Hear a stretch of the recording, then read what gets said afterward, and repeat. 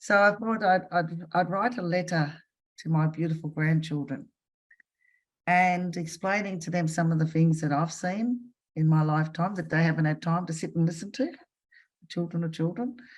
But also maybe it might help those that are sitting on the fence to think a little bit more, I think more passionate about what's actually going on in the lives of a lot of us everyday Aboriginal people, is what I wanted to say. So I've asked that my children open this letter on Christmas Day in 2040. So it's a letter that I probably won't be around at the time when they open it, but it's something that I want them to always remember. To my beautiful grandchildren, before you were born, I was part of a team that went on a study tour to Canada and America to meet with many First Nations people to discuss treaty in their homelands, to discuss the hardship, the pros, the cons of it, and the processes that took place in their lands. I witnessed for the very first time what I call as true self-determination when I went there. I saw First Nations universities where English was a second language. I visited the schools, the First Nation schools for their children, not reservation schools, First Nation schools, First Nation teachers, principals. I visited the medical clinics that were delivering incredible health culturally provided programs in the homes of First Nations peoples, out to the reservations, right across, their area. I walked into law firms that was run and owned by First Nations people, lawyers. I also walked into their detention centres run by First Nations people, met with First Nation magistrates, visited the First Nations prisons, and of course the courts. And I couldn't believe my ears when I heard them tell me that they were actually collecting tolls on the roads, on the highways. I thought, wow, this is amazing, because they've got highways going through their homelands. I said, this is amazing. And then I shopped in their shopping centres owned by First Nation people, selling all the brands that we're used to seeing in our shops over here and over there, of course. Shopping centres like Chadstone, big shopping centres owned by First Nations people. But the most incredible thing that underpinned all that was how they religiously practiced their culture, their ceremonies, their songs, their dance, the stories and initiations. It wasn't something that was just done. It was done on a regular basis, and they followed the seasons. But one of the most incredible things that I heard those people, those warriors say over there, we don't sit at any table we don't want to sit at.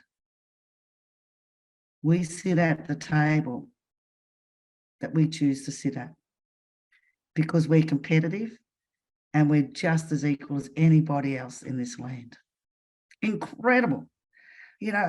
I could not believe, I wasn't prepared for this when I went to Canada and America on this tour.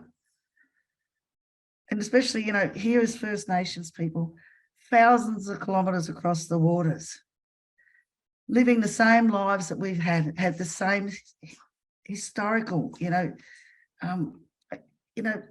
colonisation, had the same history as us, and how they've risen. Can I tell you though, It's been hard yakking.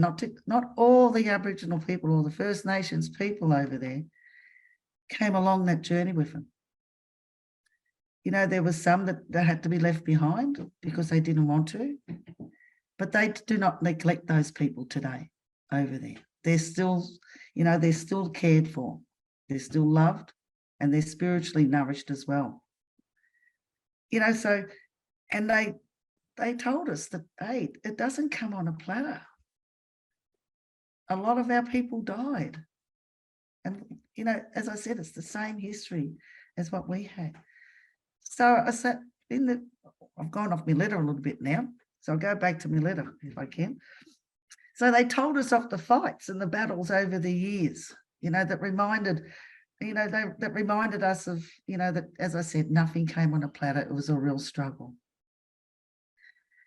So Jalu and Kaylin and Anala, your old people were like that too.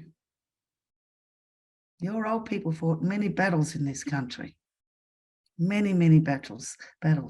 Some we won and some we lost. But the one battle I really want you to never forget, never ever forget, my grandchildren, is the battle we won in 2023. When there was a great movement in this country to include Aboriginal people in the Constitution and a permanent body to Parliament. I want you to never, ever forget that.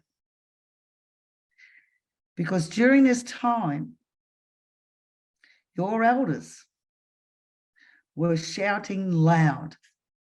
They were shouting, as you know, that old quote, if the stones if the people don't, if you don't shout out, the stones themselves will shout out. If you don't speak up. But the elders were shouting out loud and clear. And I want you to remember that, my children, my grandchildren, that your elders were yelling out loud and clear. It's about time. And they, you know, you talk to elders up here and they stamping their tables, their kitchen tables. It's about time we're in this Constitution. It's been going on too long, I tell you. Just like that. Simple. Not worrying about all these words. About time. So that's why, my grandchildren, you are in the Constitution today. Because the people of Australia voted with their hearts or from their hearts. And that's why we won the battle. A true moment in reconciliation. So today, when you speak your language, Jalu and Anala and Kaylin, when you speak Wamba Wamba, this is why. Because you attended a school that was bilingual. You learnt your language at school. Unheard of in most places in Victoria. And you have been gifted protected country that connects your spirit to the land.